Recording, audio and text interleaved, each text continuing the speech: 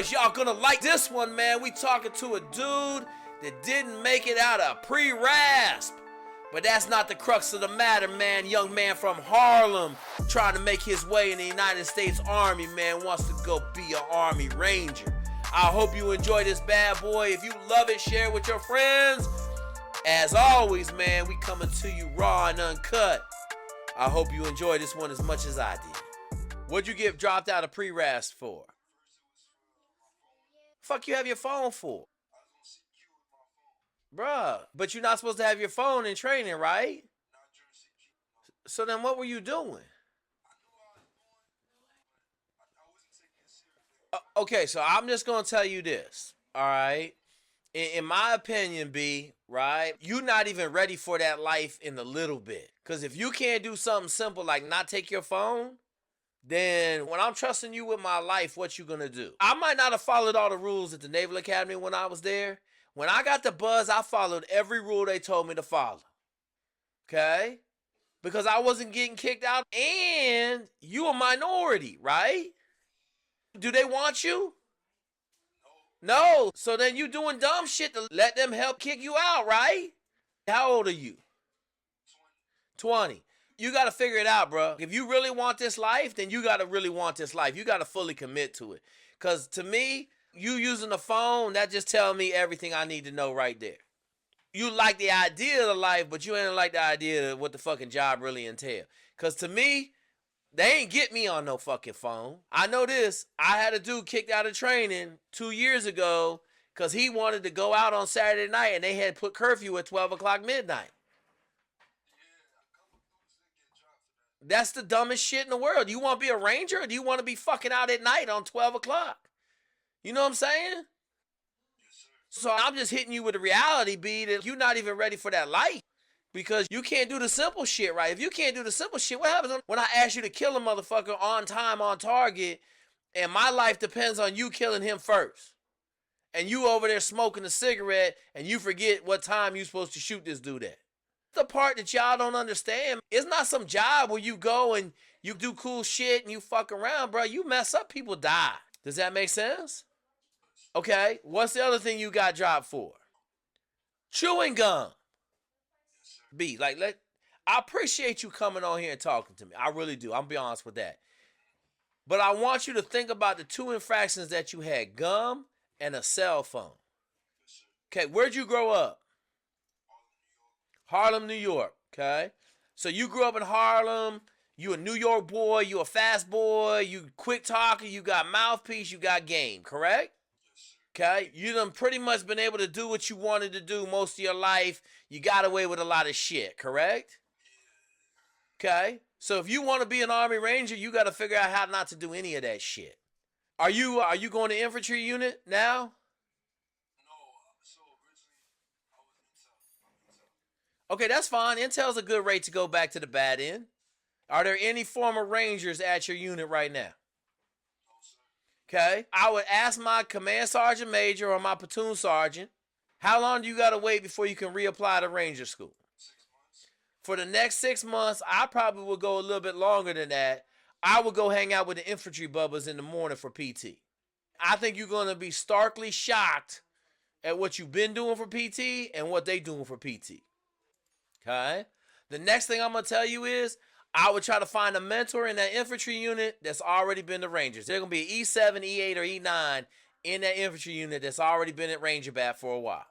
Then you got to have them take you on the wing because you got to grow up. And you need to figure out what it means to be a professional in the military because your Harlem shit won't get you nowhere in the military. I know a lot of dudes from New York City, bruh. They struggle.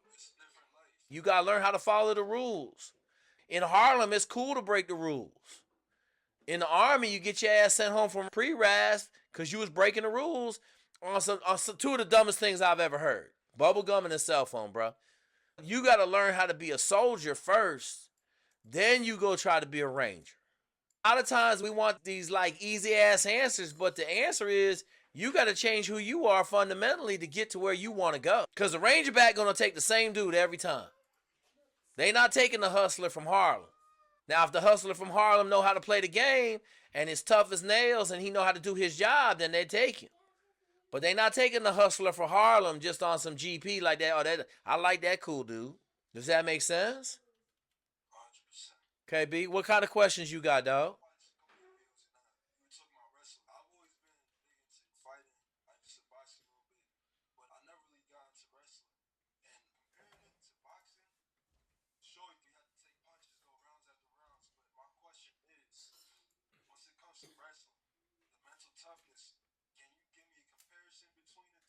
So my boxers say wrestling is twice to three times as hard as boxing.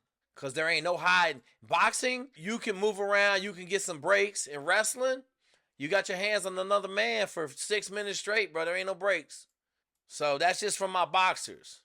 Me personally, I know I had 3 Golden Glove boxers in my class. They all quit. I had 2 state champion wrestlers. Neither one of us quit. I think you got a lot more fundamental things than just mental toughness going on, right? You got to embrace the military and doing it the right way. And that's coming from a dude. When I was at the Naval Academy, bro, I broke every rule in the Naval Academy for the most part. You got a black E8 around you or E7? He's black? Okay, so then you got to go kick his fucking door down and say, hey, Sergeant Major, man, I'm having a hard fucking time here, bro. Okay, I need some help. The other thing you can do, and I tell a lot of people this, man, go over to the commissary during the week, right? Or to the PX at lunchtime. And stand out in front of the commissary. You wait till a black dude come by with a CIB that's like an E6, E7, E8, and you grab him by the shirt so you say, hey, man, I need some help, bro. You got to be humble. I'm having a hard time acclimating to the Army. I need a mentor. I need some help. Okay? Because you're in an intel unit. You're not in a hard charging unit like the Rangers. Now, some of the intel dudes go hard charging, but it's just a different atmosphere, right? And here's what I'm going to tell you. You one Article 15 away from not ever going to the Rangers. You see what I'm saying? So let me ask you this. I'm going to ask you the real question, B. Have you had a single sip of alcohol and driven your car on base? You haven't done that wonderful one yet? Okay, do you drink? You smoke? Okay. So like I tell people, that's the number one way to get it, right? That next thing, being late to formation, doing some dumb shit, talking back to somebody, okay? But go find you a mentor, bro. You on an Army base, man. They all over the place. Does that make sense? Let me ask you this, B. Does the hungry man sit at home and wait for things to happen? You a Harlem dude. You get any ass sitting in your house in Harlem? You got to go out and hunt them streets, right? So don't tell me that you ain't going to work tomorrow. You ain't going to be able to get shit done. That tells me you ain't hungry. Does that make sense? Equate it all to getting some ass in Harlem. You ain't getting no ass sitting in your house. You getting no ass with a quiet mouth either. Okay, you see what I'm saying? So you got to get your ass out. Dog, if you go stand in front of the PX tomorrow for 7 hours until you find the right dude, or you ask 25 dudes for help and you don't find a single one to help you, then you stand out there for 7 hours until you find one dude to say, hey man, I help you out. Okay?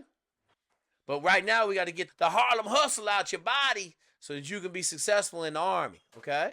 Ain't nothing wrong with it, bro. You just got to figure it out, man. You ain't learned this in Harlem. They ain't teach you this shit.